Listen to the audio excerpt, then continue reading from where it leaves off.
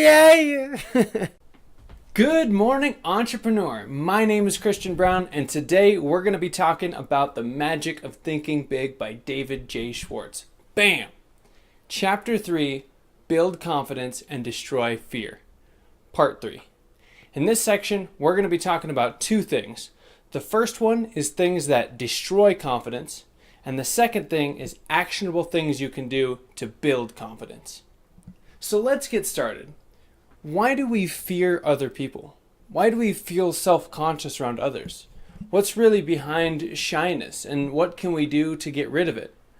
The first thing we can do is to put people into perspective. And David talks about this great story he heard from a man who was working in the army, and he was an army doctor. And he used to be super shy, super timid, was very afraid to talk to people in general. But what happened is, when there was the draft, there were all these men coming in and they all had to be examined. And he said there were hundreds of men lined up in a row, all just naked as ever. And they're all just completely, kind of weirded out, shy, They're all the exact same, right? That's what he notices. These guys are just like me. It's just like yesterday, yeah, they might have been a rising executive or a salesperson or a construction worker or a plumber. But now they were all just here and looked so normal. And what he realized from this is that people are just like you and me. We're all kind of the same. We all have the same problems. We all want to live a happy life. We all love, traveling and hanging out with friends and relaxing. And he realized that pretty much everybody's just the same. So there are two ways to put people in the proper perspective in order to not feel self-conscious and not feel shy around others. And the first one is to get a balanced view of that other person. And so what that means is think of the other person as important. And at the same time, know that I am important. You are important. So if you're going to go sit down and talk with this person, just imagine that you're sitting down and you're just one important person talking to another important person about something that you mutually want to discuss, right? And a perfect example of this is David talks about how one of his friends was an executive, and the executive was looking to hire people from this company, and he got a referral actually from David, and the referral came in, and they had their conversation. Boom, it went great. And afterwards, the executive said, "You know why the reason I hired him? It's because when he came into the interview, it was unlike 99% of the applicants. Because 99% of the applicants, they come in, they're half scared, they're worried, and they pretty much answer all the questions in the way that they think the person giving the interview actually wants to hear the answers, right? And they're almost all willing to just take what they can get, whatever job's thrown at them, they'll just snatch onto it. Whereas this guy, he came in, and he had self-respect. He knew he was valuable. He talked with the man on his level, and he ended up asking the man just as many questions as the interviewer had asked him, right? So he showed that he really respected himself. He knew that the interviewer was important, but he also knew that he was important himself. A mutually important attitude will help keep the situation balanced, right? You might meet someone who looks frightfully big or frightfully important, but deep down, he's just like me and you. He's just a person. He just wants to have a good life, be happy, do the things that we all want to do. The second thing we can do to put people in proper perspective is to develop an understanding attitude. And David puts this in a perfect way with a story of when he went to a hotel, and the man in front of him walked up, and he said, "Hey, is my room ready?" And the guy's like, "Yes, I got your room. It's a single. Here you go." And the guy's like, "No, I ordered a double. What is this?" And the kid was like, "Oh, I'm sorry, sir. Let me see. Well, we just don't have any doubles available. We're completely booked. There's nothing I can do about this. I'm so sorry." And the man just got so pissed off. And he's like, "I swear to God, I ordered a double, blah, blah, blah." And the kid's like, "Well, it was in the reservation. It was a single. I'm sorry. That just is what it is." And then the man went off on him. And it was just this, that, and the other. "Do you know who I am? I'll never come back here again. I can get you fired." Crazy. Just gnarly tongue lashing. And David thought it insane, but afterwards he walked up, and the man stormed out, and he walked up to the clerk, and the clerk immediately said, "Hello, sir, how's your day?" With just the biggest smile and as friendly as possible. And David was baffled. He was like, how did you do that after taking such a tongue lashing? And the clerk was like, well, that man wasn't really mad at me. He was probably mad at something in his life, right? Maybe he's having problems in his marriage, or his business is having a bad month. Most people deep down are actually really nice people inside. It's a crazy thing to think about, but it's really true, right? And so the best thing you can do when people start growling at you and trying to fight you is to just let it go, let it wash over you, and leave it behind. Because there's a lot of people who will snarl and growl, but there's very few that will actually bite. It's important to learn how to let things like this wash over you, because it's really easy to just get combative and defensive when someone starts coming at you verbally. And if you take that stuff to heart and you feel it as if it actually inflicts you, that can really hurt you. Like what we talked about last time. Negative emotions and negative memories, if that's what you have to remember, that colors your now, that colors your future. And so you just have to get rid of all the negative stuff. So when people get super mad at you, just take the high road, let it go, let it smooth past you, don't fight. That's a good way to do it. Now let's talk about some things that can really crush your confidence. And what these things are is they all relate to going against your conscience. And David gives this great example of this student who had always participated a lot in one of his classes. He turned in great papers, everything was fantastic. And on their final exam, they had to write this big paper. And David got the paper back and he looked at it and he was so surprised because he absolutely bombed, right? The paper was terrible, and now the kid was going to finish at the bottom of his class. And he's like, why did this happen? So he brought the kid into his office and he, explained the situation. He's like, what's up, man? Like, what happened? And the kid said, well, I saw that you saw me cheating and my mind just went to pieces. I couldn't think straight. I couldn't, do it anymore. And I just couldn't even write the paper right. And so totally sucked at it. And David said, well, take a look at this. You see that you knew you did something bad. And when you thought you got caught, by the way, I didn't even see you. But when you thought you got caught, it completely destroyed your mind and your mental attitude. You couldn't even make it happen after that. And you totally bombed when you should have been the top of the class. Long story short, the kid learned his lesson. David ended up letting him try again, and he passed just fine. But what it shows us is that when you do things against your conscience, it can really hurt your confidence, and it can really mess with your brain and your thinking. And so that'll hold you back and make you not as good at stuff.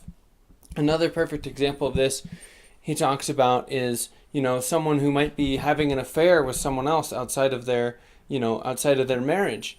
And typically, a lot of the time what happens is these people end up doing worse in business, and all sorts of facets of their life end up sort of slowly going down the drain simply because they know they're doing something wrong and it's always on their mind, and they're always worried about getting caught, and they're always like, oh God, what are we going to do? And so that'll just sap your confidence more than anything ever. There's a desire within each of us to do what's right and say what's right and be a good person. And when you do things that are contrary to that, it's like a cancer that builds up inside you, and it just keeps feeding on you and getting worse and worse and worse. And on top of that, doing what's right simply keeps your confidence satisfied. And this builds self-confidence. And if we do what we know is to be wrong and is negative, then the first thing that happens is you start to feel guilt. And that really starts to weigh on you and your confidence. And the second thing is eventually people usually find out because they can see it in you. And then that makes others lose confidence in yourself. So not only do you lose your own personal confidence, but other people lose confidence in you. It's important to always do good things. And a very small example he throws in there is J.C. Penney. He said J.C. Penney's thing was to always be honest, always do right by everyone. And he created a huge, very successful company and had a wonderful life. Do right, it'll serve you in many, many ways. Now we get to talk about the fun stuff. what things we can do that'll actually build our confidence and make us more confident right here, right now. The first thing about this is that psychologists show that motion is very tied to emotion. So if you're happy, you smile. But also if you smile, you get happy. And you can't smile and feel bad, basically. Right? Try this right now. Try to feel just as defeated as possible and terrible, but at the same time put on a huge smile and just go, just gigantic. You'll find it's impossible. Same sort of thing. Try to think really happy, positive thoughts, but give yourself a huge frown. It's pretty hard. And the scary part too about this is that, especially as far as the frowning side, is if you frown, if you give yourself a really big frown, it makes it easier to frown a little bit more later. But if you give yourself a huge smile, it'll make it easier to smile later. So this is important because in order to think confidently, you must act confidently. And so you can force yourself to do things like smile and stand tall and put your shoulders back and walk faster. And those things will automatically make you more confident instantly. David gives us 5 things we can do to act confident. The first thing, be a front seater. People, when they go to an event or a conference or something like that, or a church maybe even, they almost always fill up the back rows first. And the reason for this is they want to be inconspicuous because they have low self-confidence, they feel inferior, they don't really want to be noticed. Confident people want to be conspicuous, right? There's nothing inconspicuous about success. So if you always force yourself to sit in the front of things and be first in line, it forces you to be more confident. That alone will make yourself more confident. The second thing is practice making eye contact, right? Think about the times when you've talked to someone and they've given you strong eye contact.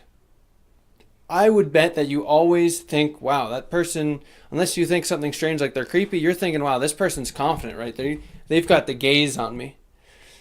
And if that person looks away, and is looking away a lot, you're questioning them. You're like, is this person telling me the truth, right? Why are they doing this? Are they a liar?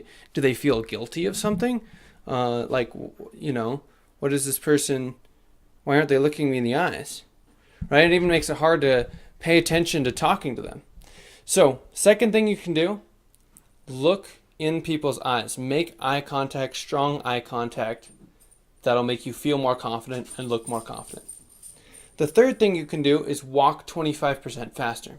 I kind of just talked about this, but psychologists have found that the slower you walk and the more sluggish you look, the more down and out a person is. And if you look at those people who are, real down and out in life and things really aren't going bad, you'll almost always notice, they're kind of hunched over. They walk slow, sluggish. They don't look, very positive. Whereas, just imagine someone in a suit who's an executive at a company. You always see them like this. Yes, sir, nice to meet you. Right? They stand tall, shoulders back, very confident, chest out. So those people who are really down and out too, because they're like this, they usually walk slower. And then the average person who's, confident enough, but not super confident, doing decent in life, they usually walk at an average speed. And he found that the most successful people in life typically walk almost like superhuman. They almost always are walking fast, right? Think about when you've been with that friend who's really confident, or really going places, or things are really going well in his life, and you hang out with your 5 buddies.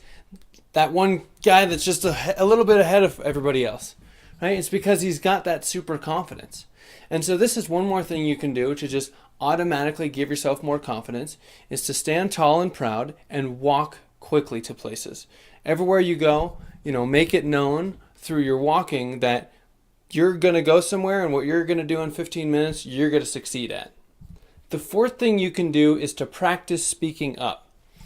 People who don't speak up, it's usually because they're worrying, right? You're afraid of what you're going to say isn't going to come out and sound right, or you're afraid that, you might look ignorant and other people would know it, or you're worried that it's just not the right thing to say and other people know more than you, and you just get all this mental bad stuff thinking what if. But if you say it, typically if there's anyone who doesn't agree with you, you're almost always going to find someone who is going to agree with you. And by speaking up, it makes it easier for you to speak up again later, right? Just like not speaking up makes it harder to talk later. If you don't speak up once, right? If you ever did Socratic Circle in school, like I did, you found that when you're going around the circle, there's kids that always would speak up once, and then they end up speaking up over and over and over. And then there's kids like me, unfortunately, back then. I was one of those kids who didn't talk a lot. I'd pretty much almost say nothing, and I'd have great thoughts, and I'd have all these things I thought I should say, but then I just wouldn't. And then I wouldn't really say anything the whole time until like I was forced to by the teacher. And then when it came out, it was like, nerve-wracking. But if you just practice speaking and pushing that out there, you'll find that you don't actually look foolish, and it builds a lot of confidence in you. One of the best things you can do, David says, is whenever you're doing any sort of meeting whatsoever, try to be the icebreaker. Try to be the person that says something first.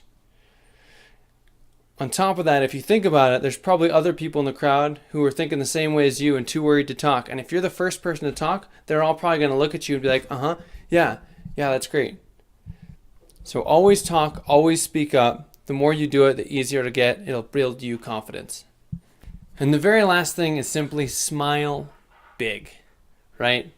You can't feel defeated with a huge smile on your face, right? Next time you are feeling terrible or something's not going right or you're paralyzed with fear, force yourself to smile. Right? A lot of people will say, "Well, I didn't feel good, so I don't. It's too hard to smile, I don't want to smile." Doesn't matter. You have to force yourself to smile because you can't. Most people can't just directly control their emotions. I know I certainly can't, but you can control the motions that control your emotions. So if you feel bad or you're afraid, and that happiness will come, the fear will melt away, and you'll feel so much more confident.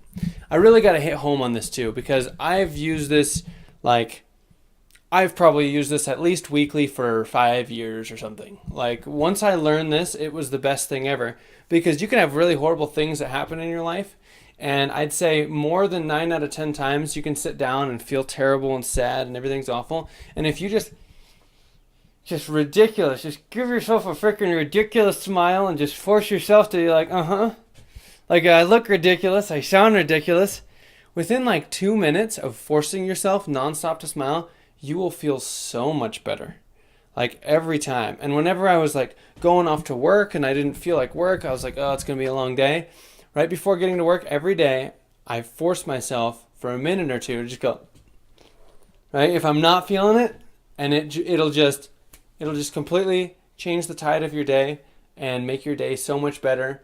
And it's the easiest thing you can do. I would say it's probably one of the most beneficial things I've ever learned in my entire life. Use it always. Going into an interview, going to work, going on a date, anywhere, right? 2 minutes before you pull up in your car, it's going to make it great. I promise. All right, so that's everything. Let's do a quick recap of all the things that you can do that will build your confidence.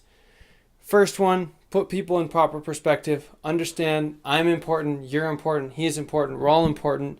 You're just sitting down talking with another important person about something that you mutually want to talk about, right? We're all the same. Get a balanced view. Second thing, practice doing what your conscience tells you is right? Don't do things against your conscience. Don't you do things that make you feel like you have to hide something or you feel bad or freaks you out. Do things that you believe in. Be honest, be trustworthy, do what's right, and you'll always have confidence. And the last thing is that set of 5 physical things you can do. Be a front seater, make eye contact, walk 25% faster, speak up, and smile big. Thank you guys so much for watching. I super appreciate it. Please subscribe, You know you want to wake up to this every day because it's going to make your days so much better. Wake up with a reminder that today is a great day every day. And as always, whatever you're going to do, make it happen now.